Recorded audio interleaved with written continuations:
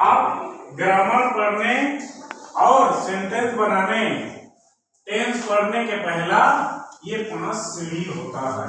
ये 5 सीढ़ी का 5 रूप होता है। स्टेप यानी सीढ़ी मतलब स्टेप के अंतर्गत 5 बिंदु होते हैं। 5 बिंदु होते हैं, पॉइंट होते हैं। पहला पॉइंट क्या है? सब्जेक्ट का कर्ता, जो काम को करने वाला, कोई भी मनुष्य, व्यक्ति, थर्ड पर्सन। फिर है दूसरा हेल्पिंग वर्ब। हेल्पिंग वर्ब के अंतर्गत आता है is, are, am, was, bears, will, said, had, has इत्यादि इत्यादि।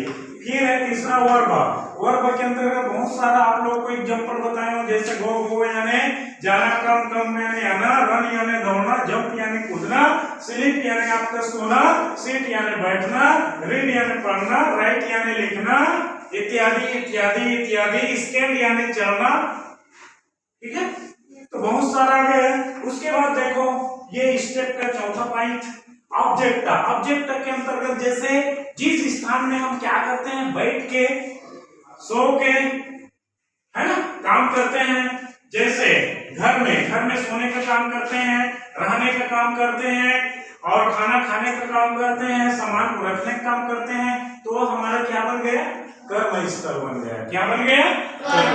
अब उसी प्रकार से जैसे स्कूल आते हो, स्कूल क्या है? ज्ञान प्राप्त करने का स्थान है। जैसे स्कूल में खेलने का काम होता है, मध्याह्न भोजन खाने का काम करता है, 6 पीरियड को क्रमशः टाइम के आधार पर पढ़ने का काम करना होता है, क्लास वर्क होता है इत्यादि इत्यादि।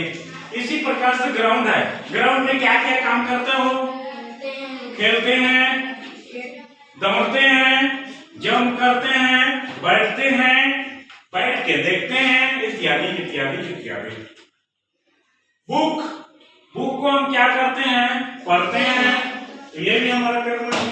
ये तुम्हारा क्या है? मार्कर है। मार्कर में क्या कर्म करते हो? लिखने का कर्म करते हो। तो इत्यादि इत्यादि, है ना। अब इन अदर वर्ड सेंटेंस वाक्य में ये चारों बिंदु से, चारों पॉइंट से यदि अलग शब्द होता है, जैसे एवरीथिंग, 7 o'clock, 7 years, 10 years इत्यादि इत्यादि, उसको क्या कहते हैं? इन अदर वर्ड्स कहते हैं, अन्य शब्द।